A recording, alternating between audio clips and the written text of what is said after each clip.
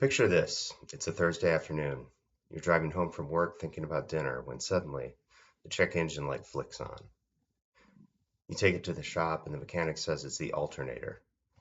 That'll be $1,200 to fix. Pull out your phone, check your bank app, and you see $286.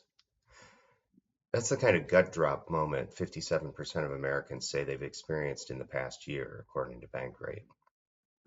Most couldn't cover a $1,000 emergency without borrowing or using a credit card. So today we're talking about how to make sure that moment doesn't happen again, how to build an emergency fund and fast. Hey everyone, and welcome to today's episode. I'm the Finance Zenster, and this is the podcast where I talk real life money decisions, the good, the bad, the ones I wish I could do over. Quick disclaimer, I'm not a financial advisor, and this podcast is just a regular guy talking finance. Let me tell you about Jordan. He's 34, single, works as a graphic designer for a marketing agency. He earns about $65,000 a year.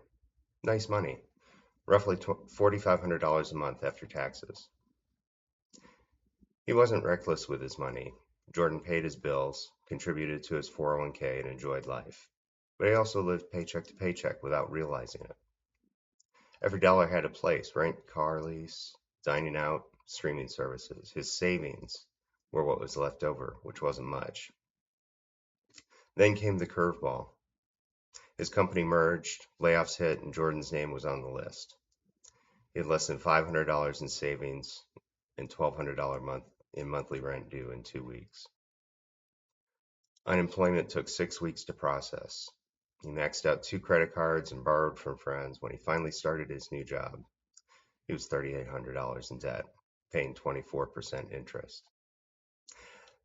That was his wake-up call and the birth of his emergency fund journey. So an emergency fund isn't just savings, it's financial peace of mind.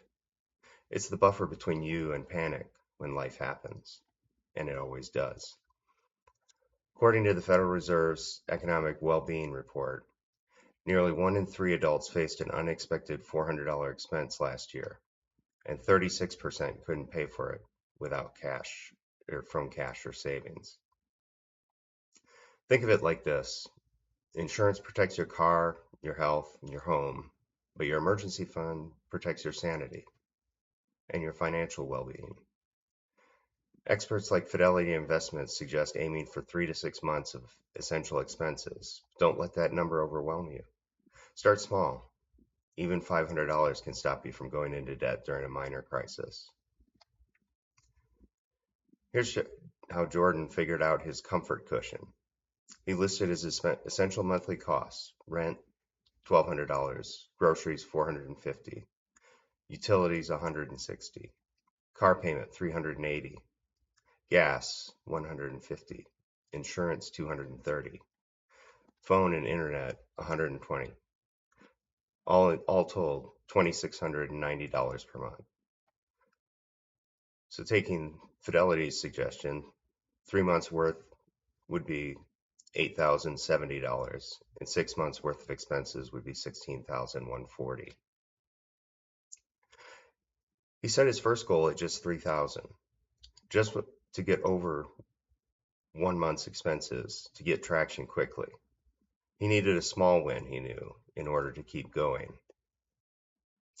According to CNBC's 2025 savings report, the average emergency fund balance among Americans is only $2,200. But people who would intentionally budget and automate their savings average over $7,000. The key is to start. The exact number will grow over time. Jordan's first move wasn't complicated. He automated $25 weekly into a high-yield savings account. As of early 2025, online banks like Ally, SoFi, and Marcus by Goldman Sachs offer between 4.5% and 5.2% APR. Compare that to the traditional brick and mortar banks, which average a little under 0.5%. He used a strategy called the round-up method. Every debit card purchase rounded up to the nearest dollar. The spare change went directly into his savings account. It felt invisible, but it added up to about $35 a month. Small steps, big differences. By the end of month 3, Jordan had saved $1,100, enough to cover a minor emergency without using credit. Jordan reviewed his spending habits using the Mint app. He discovered $85 a month in overlapping subscriptions, 2 music platforms, 2 streaming services, and about $260 in dining out. $90 a month on impulse online buys. Boy, those ones are easy. He canceled the duplicates, learned how to cook a few staple meals, and waited 24 hours before any non-essential online purchase. Those actions together freed up another $200 a month, which he redirected into his emergency fund.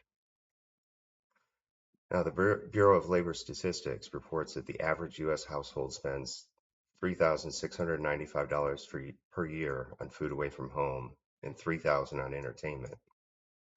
Cutting just 10% of that could yield you an extra $670 a year, enough to start a solid emergency buffer. If trimming your expenses isn't enough, you have to increase the cash flow, the flow in. According to Upwork's Freelance Forward Project Progress Report in 2024, 38% of Americans earn side income, with the average freelancer making $5,000 annually. Jordan picked up small logo design jobs on weekends, earning an extra $250 to $300 monthly. He committed half of that to his emergency fund and half towards credit card debt. In 6 months, he grew his fund to $3,200, so close to his goal. For the first time, though, he felt in control. Automation was the secret weapon. Jordan set up auto transfers right after payday. The old adage, pay yourself first. He also kept his emergency fund in a separate online savings account with no debit card access. Out of sight, out of mind. People who automate their savings save 42% more on average than those who don't. Another nice trick is to label your account something like safety net or do not touch, emergencies only. Sometimes psychology is half the battle. Jordan faced another unexpected hit, a blown tire and alignment issue that totaled $580. But this time, instead of panic, he calmly felt good about his situation and transferred money from his emergency fund and paid in full, in cash. He didn't feel rich, he felt prepared. Ask these 3 questions before using your fund. Is this unexpected? Is it necessary? And is it urgent? If all 3 are yes, it qualifies. If it's a sale at the mall, the answer is no. Individuals' emergency savings are 46% less likely to carry month-to-month credit card debt. That's a powerful side benefit of having an emergency fund of your own. Jordan dipped into his fund twice that year, once for the tire, once for an urgent dental bill. Each time he rebuilt it, and that's an important part of having an emergency fund. If you must use some of it, you need to put it back in as soon as possible. He used part of his tax refund and a small work bonus to top it back up. Within a year, he reached his 6-month target, $16,000 saved and peace of mind money can't buy. You can do what Jordan did. Open a high-yield savings account. Start it with even $20 a week automated savings. Review your subscriptions. Use windfalls, refunds, gifts, and bonuses to accelerate your fund. The goal isn't perfection, it's progress. Remember, it's not about perfection, it's about progress. Every step you take forward, it matters. It's meaningful. Because your financial life isn't defined by one bad decision, it's defined by how you recover. Really, we're all just doing the best we can with the information we've got. Let's keep learning, keep growing, and keep moving forward. If this story resonated with you, be sure to like, share, and drop a comment. If you have your own financial fork in the road, or if there's a topic you'd like me to cover, I'd love to hear it. You can email me Alan at the Finance Zenster, or drop it in the comments. Until next time, take care of your money and yourself. Please take a moment to subscribe to my channel for more content like this. Thanks for listening, and a special thank you to my Patreons.